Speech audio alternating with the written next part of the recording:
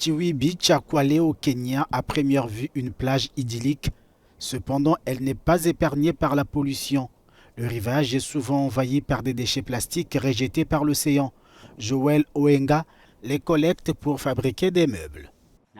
Ce sont les plastiques que les navires de grande taille jettent dans l'océan, les ancres. J'ai réussi à récupérer près de 20 tonnes.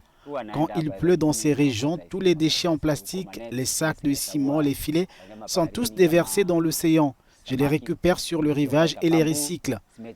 Tout ce qui provient de l'océan, qu'il s'agisse de filets ou de plastique, doit être utilisé. Je ne les jette pas à la surface de la terre ferme. Dans son atelier, l'artiste les trie pour les faire sécher et fabrique des meubles. Joël utilise par exemple des cordes usagées pour fabriquer des chaises. Il reçoit également l'aide d'autres membres de sa communauté. Je suis ami avec cet homme qui m'aide parfois, mais il n'est pas rémunéré faute de moyens. Il le fait parce qu'il est passionné par l'océan.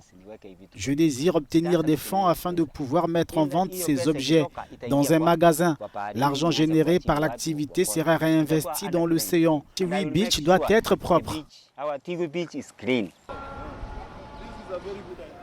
Tiwi Beach n'est pas un cas isolé. Une grande partie de la côte du Kenya est confrontée au problème des déchets plastiques.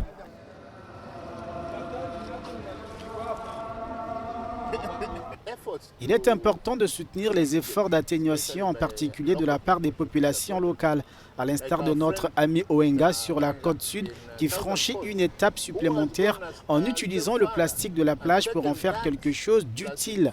Il réalise de superbes meubles et je pense qu'il mérite d'être félicité car cela signifie au moins que les plastiques ne se retrouveront pas dans l'océan.